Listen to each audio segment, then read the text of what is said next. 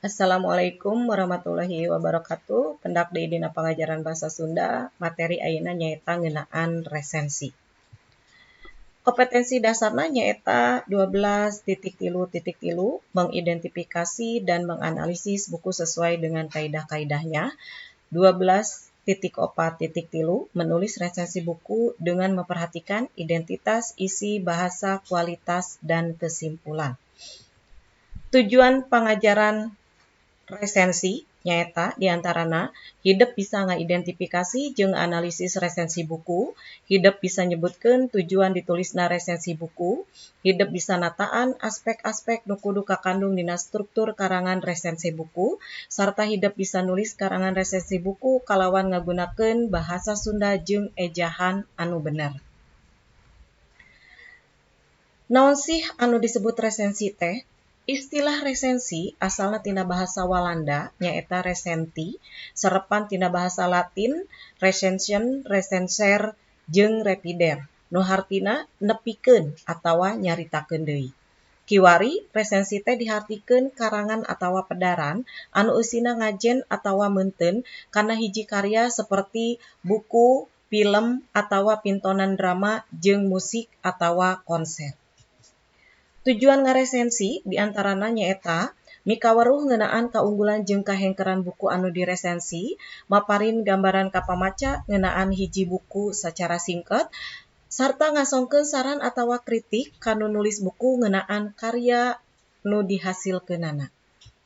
Sarta mikaweruh ka sang tukang jeung alesan digelarkeunna hiji karya, nguji kualitas hiji buku ku cara dianalisis kaunggulan jeung kahengkeranna, kitu deui sok dibandingkeun jeung karya anu geus medal saheulaeunana.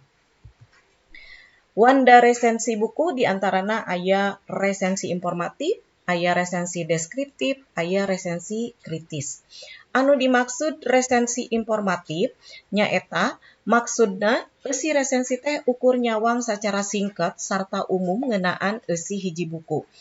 Upama deskriptif nyaeta maksudna eusi resensi teh nyawang atawa ngabedah buku sacara detil bab per bab. Sedengkeun anu disebut resensi kritis maksudna eusi resensi teh mangrupa dadaran anu taliti ngagunakeun metode kailmuan sarta ngagunakeun sikap kritis anu objektif dina nyawang eusi buku. Lengkah-lengkah nyusun resensi buku diantarana nyaeta nu kahiji milih buku anu rek diresensi.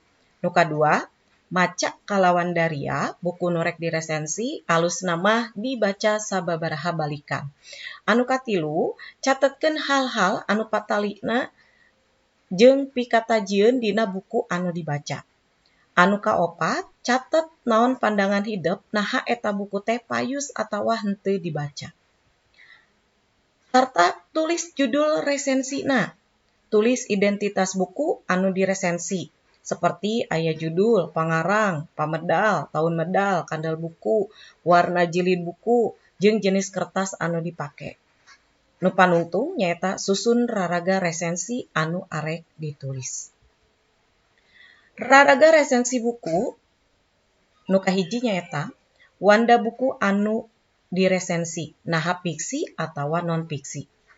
Nu kadua, nuliskeun identitas buku. Nu katilu, medar ngeunaan eusi buku. Nu kaopat, medar ngeunaan kaunggulan jeung kahengkeran eusi buku. Nu kalima, medar ngeunaan manfaat buku keur bacaeun balarea. Sarta nu kagenep, ngajudulan resensi.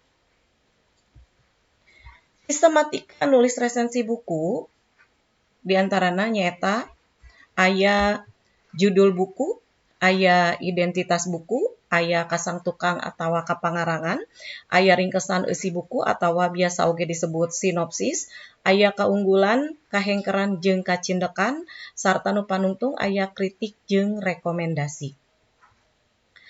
Anu dimaksud identitas buku nyaeta ngaruntuikeun data-data ngeunaan buku nu diresensi, upamana pangarangna, kandel buku, hargana, pamedal, tahun medal, jumlah kaca, jeung sajabana. Sang tukang atawa kapangarangan Di dieu nyaeta ngadadarkeun alasan-alasan nu nulis resensi naon sababna manehna milih eta buku keur diresensi. Upamana lantaran pertimbangan pentingna eta buku keur bacaeun, lantaran ngandung kontroversi atawa ngabahas isu nu keur haneut atawa aktual, sarta informasi kapangarangan. Ringkesan eusi buku atawa anu disebut sinopsis nyaeta ngadadarkeun ringkesan eta buku bab per bab atawa lamun bukuna fiksi nu didadarkeun teh ringkesan caritana. Kaunggulan jeung kahengkeran bisa ditingali tina eusi caritana, kertas anu dipake, gambar anu nunjang kana carita, kabahasaana jeung rea-rea deui. Kritik jeung rekomendasi. Kritik teh sawangan nu nulis resensi kana alus gorengna eta buku sarta disebutkeun kaunggulan-kaunggulanana jeung kaalusan-kaalusanana oge disebutkeun kahengkeran atawa kalemahanana. Rekomendasi teh nyaeta statement ti nu nulis resensi ka pamaca. Upamana ngarekomendasikeun ka nu maca sangkan maca eta buku lantaran eusina penting dipikanyaho ku balarea atawa nitah kritis ka pamaca waktu maca eta buku lantaran eusi eta buku teh bisa nyasabkeun anu maca. Mung sakitu kanggo materi resensi buku, hatur nuhun kana perhatosanana. Wassalamualaikum warahmatullahi wabarakatuh.